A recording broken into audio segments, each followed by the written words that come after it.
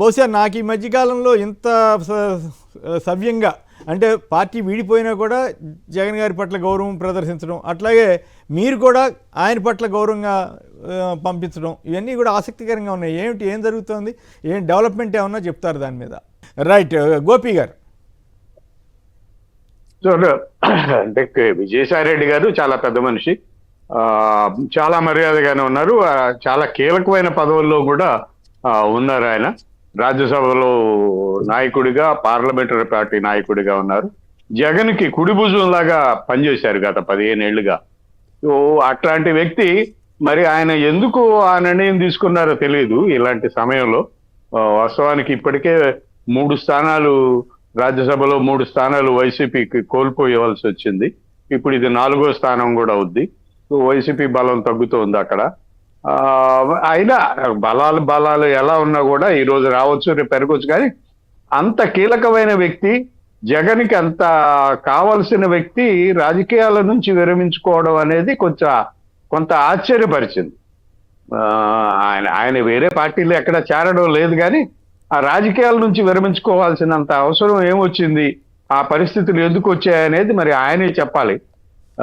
అయితే ఆయన చెప్పాడు, ఆయన ఆల్రెడీ చెప్పాడు, ఆయన చెప్పదలుచుకుని చెప్పాడు. నా పాయింట్ ఏంటంటే, ఆయన జగన్ గారి పట్ల విశ్వాసాన్ని వ్యక్తం చేయడం కానీ, అదే టైంలో తెలుగుదేశం మీడియాకి అదే ప్రకారం ఆయన గట్టిగా వాళ్ళని ఎదిరించి మాట్లాడటం కానీ, 2 వైసీపీ వాళ్ళు కూడా చాలా మర్యాదగానే ఆయన్ని పంపించడం కానీ, ఇట్లా కొత్త ట్రెండ్ కదా, ఇది మంచి సంప్రదాయమే కదా అని నాకు అనిపించింది. ఇది మంచి సంప్రదాయం. అదే అంటే పార్టీని వీడుతున్న వ్యక్తి పార్టీ నాయకత్వంపై ఆరోపణలు చేయనప్పుడు, పార్టీ నాయకత్వానికి తన లాయల్టీని ప్రదర్శించినప్పుడు ఖచ్చితంగా పార్టీలో కార్యకర్తలు, సోషల్ మీడియా కార్యకర్తలు కూడా వాళ్ళు ఆయన్ని గౌరవిస్తారు. అది ఎవరైనా సరే అట్లా గౌరవిస్తారు. సో ఆయన పార్టీ నాయకత్వాన్ని గౌరవించారు, జగన్ పట్ల విశ్వాసాన్ని ప్రకటించారు. దాంతో కార్యకర్తలు, సోషల్ మీడియా కార్యకర్తలు కూడా విజయసాయి రెడ్డి పట్ల గౌరవాన్ని ప్రకటించి ఆయనకి వీడ్కోలు పలికారు. అది పరస్పర గౌరవం. ఇది ఒక ఆహ్వానించదగ్గ రాజకీయ పరిణామం అండి. అంటే ఈ మధ్య కాలంలో రాజకీయ నాయకులు ఎవరు ఇలా ఉండడం లేదు. పార్టీ వెడుతున్నారు అంటే వెంటనే ఆరోపణలు చేసేయటం, నాయకుల్ని విమర్శించడం, ఇవన్నీ జరుగుతున్నాయి. చాలా దారుణమైన విమర్శలు చేస్తున్నారు. పార్టీలో ఉన్నంతకాలం పార్టీ నాయకత్వానికి విధేయత ప్రకటిస్తూ, పార్టీ వీడేటప్పుడు మాత్రం చాలా అవిధేయతగా, చాలా అవమానకరంగా నాయకత్వాన్ని విమర్శిస్తూ వెళ్ళిపోతున్నారు. ఇలాంటి పరిస్థితుల్లో విజయసాయి రెడ్డి ఎగ్జిట్ అనేది కొంచెం ఆరోగ్యకరమైన రాజకీయాలకు ఒక దారి చూపిందని చెప్పుకోవచ్చు. అలాంటి రాజకీయాలు స్వాగతించాలి, ప్రజలు కూడా స్వాగతిస్తారు. రాజకీయాలు అంత బాగా ఉంటే ఒక నాయకుడు ఇంకో పార్టీ నాయకుడిని, ఇంకో నాయకుడిని గౌరవించుకోగలిగితే అద్భుతంగా ఉంటుంది. అలాంటి మంచి రోజులు రావాలని కోరుకుంటున్నారు ప్రజలు కూడా. అట్లాంటి శివశంకర్ లైన్లోకి వచ్చారు సార్.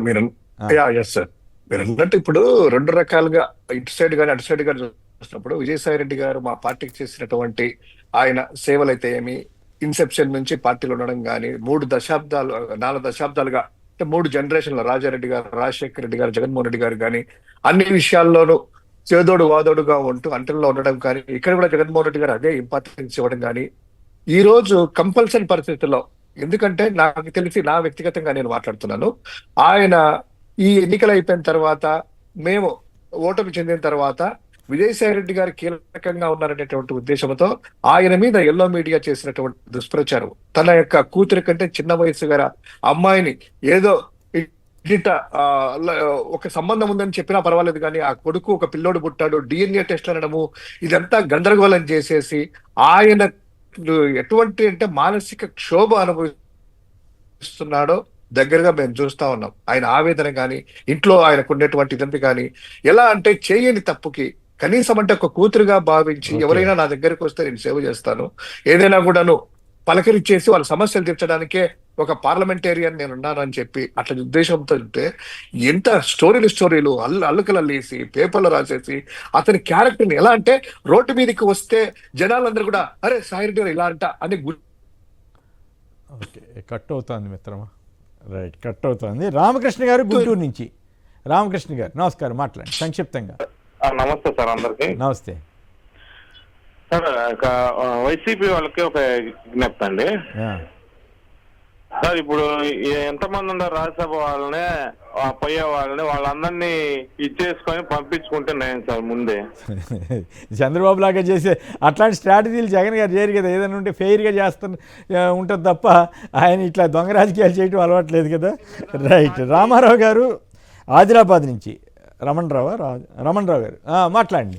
సార్ నమస్తే సార్. నమస్తే, మాట్లాడండి. సరే, ఇందాక సార్ ఇది బాలకృష్ణ గారి అవార్డు గురించి మాట్లాడదాం అనుకుంటే నాకు టైం కాలేదు. ఇప్పుడు చెప్పండి, పర్వాలేదు చెప్పండి. అందుకనే 5 అంశాల్లో ఏదైనా మాట్లాడొచ్చని హైదరాబాద్ లో దానికి చైర్మన్ ఎంతో మందికి ప్రజాసేవ చేస్తుంది సార్. అటువంటి వానికి ఇవ్వచ్చు సార్, తప్పు లేదు సార్. ఓకే, సో బాలకృష్ణ గారికి ఇవ్వడం తప్పు కాదు. ఓకే, మంచిది. మీ అభిప్రాయాన్ని మేము గౌరవిస్తాం అంతే. అది అట్లా భిన్నాభిప్రాయాలు ఉన్నప్పుడే సమాజంలో బాగుంటుంది. రైట్.